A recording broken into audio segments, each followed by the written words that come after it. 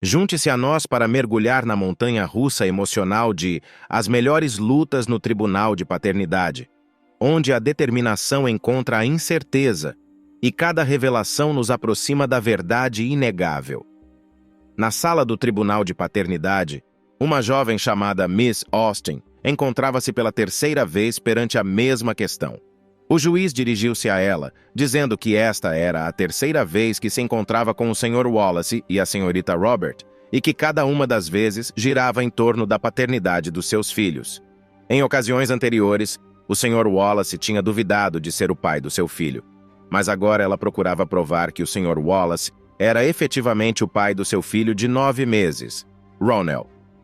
O Sr. Wallace, no entanto, manteve-se firme na sua negação de ser o pai do Ronell, a SRA.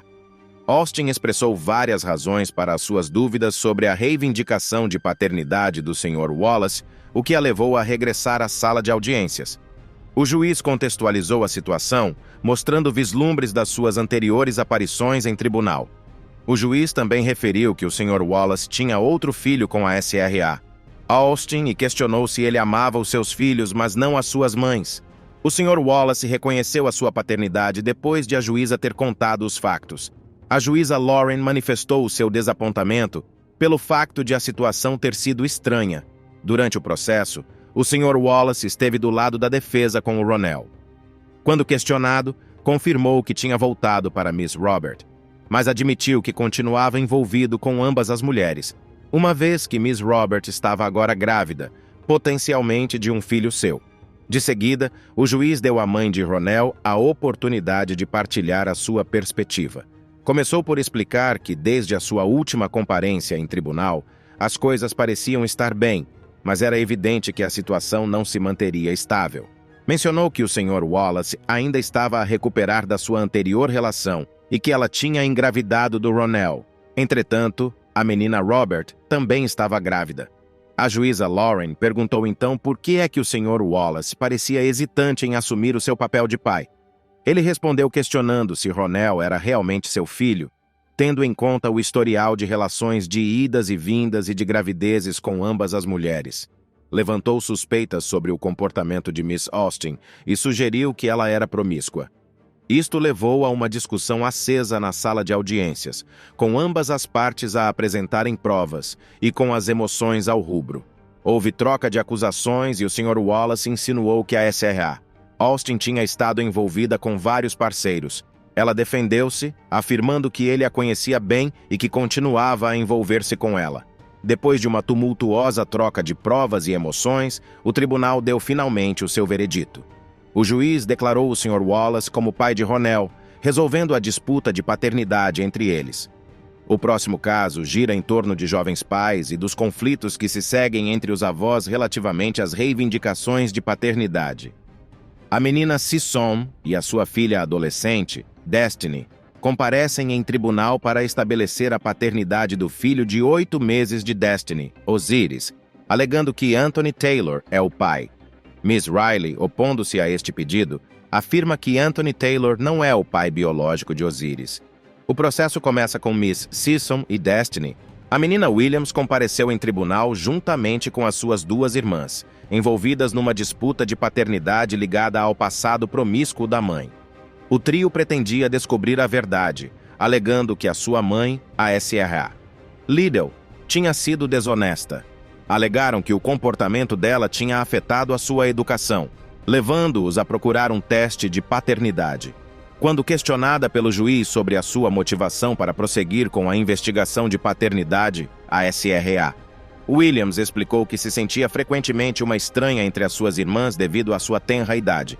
Sentiu-se desligada e acreditou que o esclarecimento da sua paternidade poderia esclarecer a sua situação. No entanto, a SRA, Liddell interpretou o sentimento da filha de forma diferente, afirmando que o pedido de um teste de paternidade era apenas mais um caso de manipulação. Dada a oportunidade de falar, outra das irmãs Williams contou a sua educação. Mencionou que, enquanto crescia, havia rumores no seio da família de que o seu alegado pai, James, poderia não ser o seu pai biológico. Era este James que estava presente no tribunal e que tinha sido submetido a testes. A narração destes factos transformou-se numa discussão acalorada, com vozes elevadas. O juiz interveio para restabelecer a ordem, reconhecendo que a comunicação da família estava repleta de tensão emocional. O juiz dirigiu-se então à SRA, Liddell, perguntando-lhe se tinha alguma ideia sobre a paternidade das irmãs. A SRA. Liddell expressou incerteza, admitindo que não sabia quem poderia ser o pai. Quando questionado diretamente, o alegado pai, James, também confessou desconhecer a paternidade das irmãs, lançando dúvidas sobre a relação. A conversa tornou-se mais intensa quando James foi pressionado sobre o seu papel como pai. As irmãs acusaram-no de não se comportar como um pai, e ele respondeu na defensiva. Quando os resultados do teste de paternidade foram revelados, tornou-se evidente que apenas uma das irmãs partilhava a paternidade biológica com o Sr. Williams. Esta revelação abalou os laços entre as irmãs. Os resultados indicavam que Jasmine Williams era efetivamente a filha biológica do Sr. Williams. No entanto, Lisa Williams e Jamie Williams não tinham qualquer relação biológica com ele. As consequências emocionais foram evidentes. Jamie Williams confrontou James por não a ter informado da verdade, ao que ele respondeu que ele próprio não tinha esse conhecimento.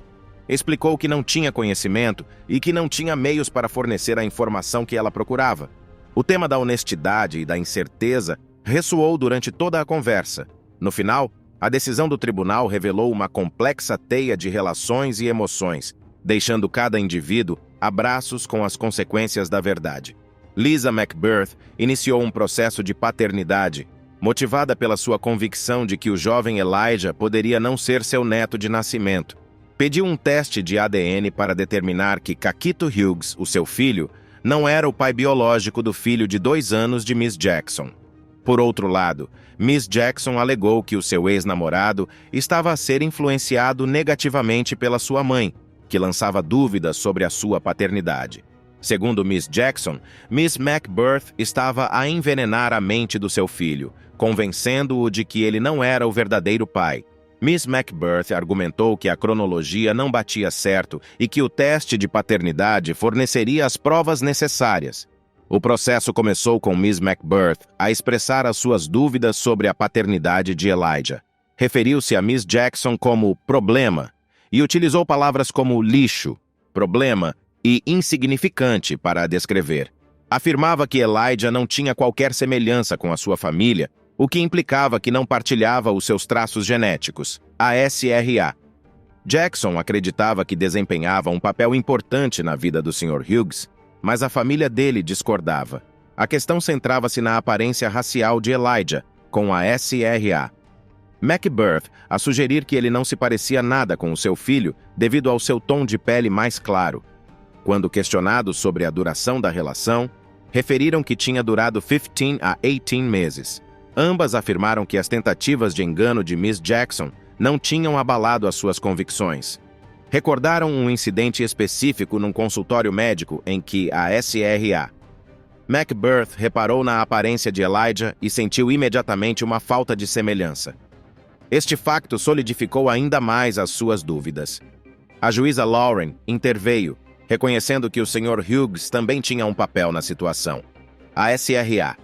McBirth reagiu fortemente a esta afirmação. Reafirmou a sua convicção sobre a paternidade de Elijah, sublinhando a sua certeza maternal. À medida que os procedimentos do tribunal se desenrolavam, as tensões aumentavam, levando o juiz a afirmar o controle da sala de audiências.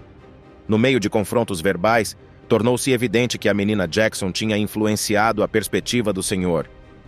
ADN conclusivo, e a decisão do juiz resolveu a disputa de paternidade em torno do jovem Elijah. Estes casos deram-nos a volta à cabeça. Qual é a sua opinião sobre isto? Deixe-nos saber na secção de comentários abaixo. E para mais vídeos surpreendentes que revelam a verdade, subscreva o nosso canal.